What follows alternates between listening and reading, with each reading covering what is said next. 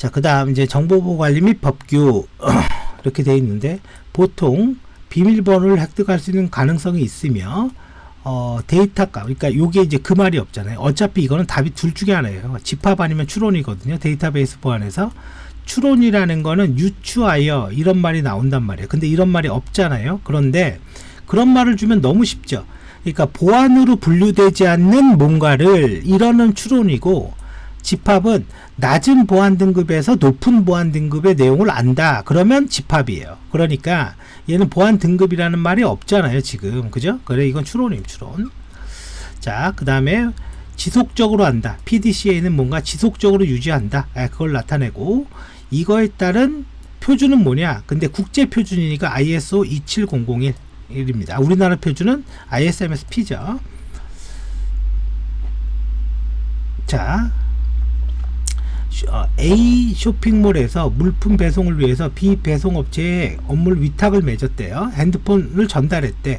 그러면 A 쇼핑몰이 B 배송업체를 대상으로 관리 감독할 수 없는 것은, 자, B 배송업체는 개인정보 취급자를 채용할, 이거는 말이 안 되잖아요. 그죠? 이런 거는.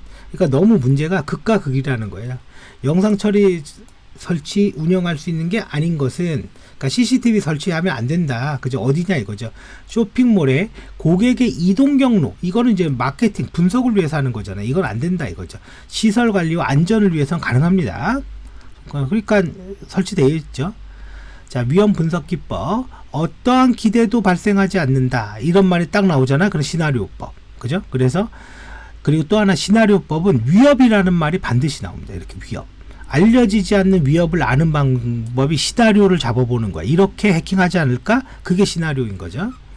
자, 다음 포렌식 수행 절차는 뭐냐? 하드디스크를 검사할 때 컴퓨터 시스템 정보를 기록한다. 복제 작업은 원본이나 디지털 사진을 찍는다. 그죠? 수집하는 거네요. 라벨 붙인다. 증거물에 대해서.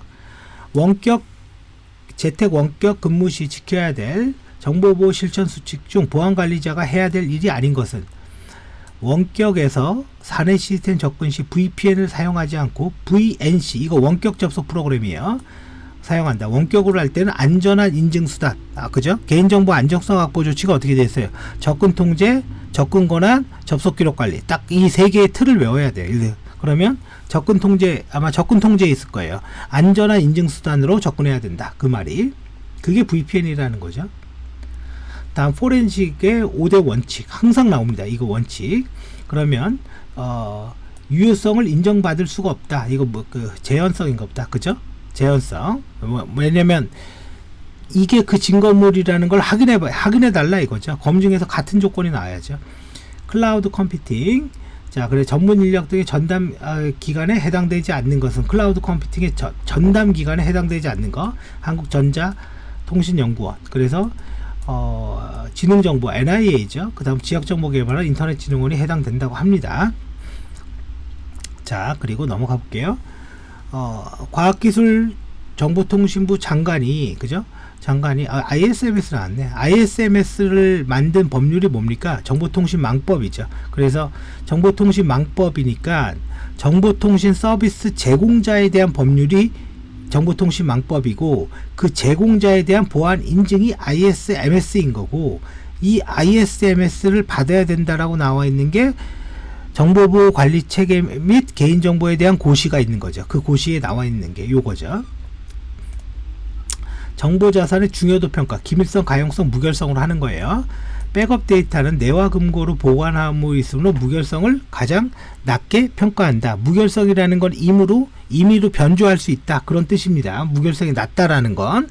근데 내와, 그렇게 해도 되는 거면 내와 금고에 넣을 필요가 없는 거 아닌가요? 예, 그쵸? 자, 서티의 보안사고를 기술한 거다. 보안사고 중 중대보안사고에 해당되는 걸 모두 고르시오. 저 중대보안사고라는 말이 이미 매뉴얼에 나와 있어요. 이게 나와 있습니다. 이렇게. 그래서 정상적인 서비스를 못하거나, 그죠? 1등급 자산이 유출됐거나, 조직의 이미지, 신뢰, 사회적 무리, 그 다음에 업무의 심각한 초래, 그 다음에 보안장비 파괴, 이렇게 나와 있습니다. 이게.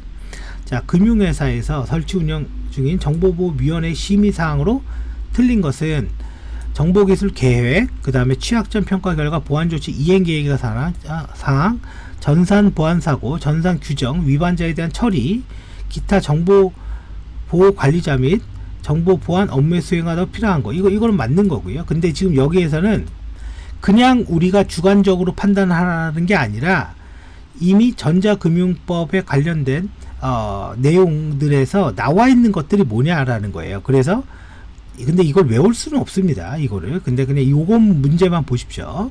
그래서 보면 설치해서 운영해야 되는데 얘네들은 계획이나 취약점 점검이나 법률 위반자, 그죠? 위반자, 그 다음에 필요한 사항, 이런 것들을 할 수가 있고, 최고 경영자의 보고까지 해야 돼요. CISO가 최고 경영자의 보고까지 해야 된다. 그래서 정보보안 업무에 필요하다는 사항, 요건 아니다 이거죠. 근데 이게 참 애매한 말입니다. 그죠? 요 말도.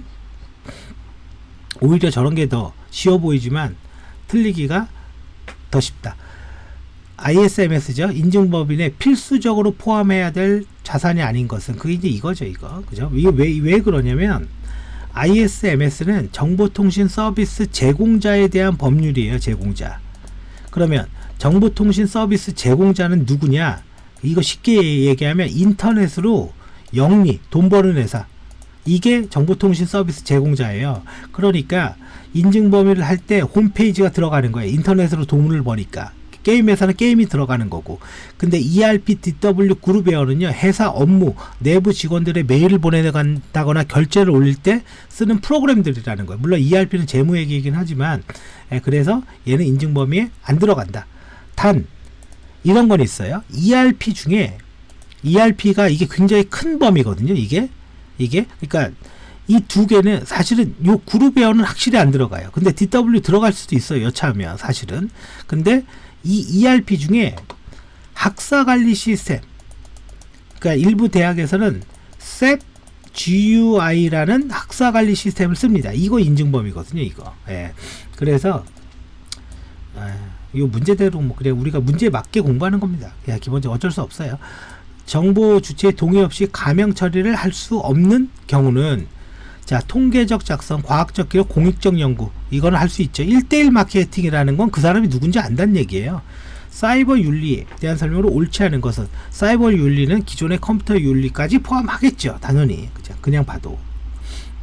저런 거 뭐 공부할 필요 없잖아요. 자, 침해 사고 통지, 클라우드의 침해 사고 통지에 대해서 알려야 될 사항이 아닌 것은, 이것도 이제 여기에 나와 있는 거죠. 4번 민간 협동 침해 분석이 끝났을 때, 자, 한번 볼게요.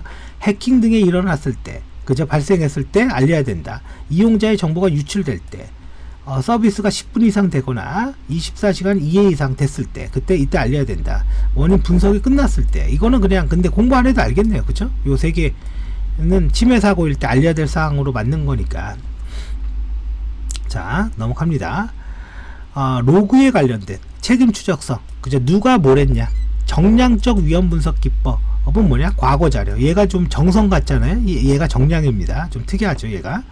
그러니까 과거 자료에 데이터를 쌓아두고 수치로 평가하겠다, 그런 얘기입니다. 개인정보 파일을 운영하거나 변경하는 경우, 이거 공공 얘기하는 겁니다. 개인정보 파일을 등록해 줘야 돼요. 그때 명칭, 운영 근거, 뭐 처리 방법, 보유 등등의 내용을 갖고 있어요. 작성 일시, 이건 없다, 이거죠. 자, 여기까지 하면은 뭐 23회 프리까지 다 했는데요. 보안기사 시험 문제 중에 제가 다시 얘기하죠. 23회가 정말 특이합니다. 23회가 세뇌 문제가 조금 달라요. 전체 중에 그러니까 20문제 중에 세뇌 문제 얘기하는 거예요. 전체 중에 세뇌 문제가 아니라. 그리고 대응을 못하는 문제들이 있어요. 대응을 못하는. 예를 들어서 OCSP나 우리 CRL의 구성 요소가 뭐냐. 우리가 그런 걸 외울 필요는 없는 거거든요. 그러니까 그런 거는 기출 문제 보는 정도로 그냥 끝내야 됩니다. 그냥 더 가면 그건 아닌 것 같아요. 자, 일단 여기까지 하겠습니다.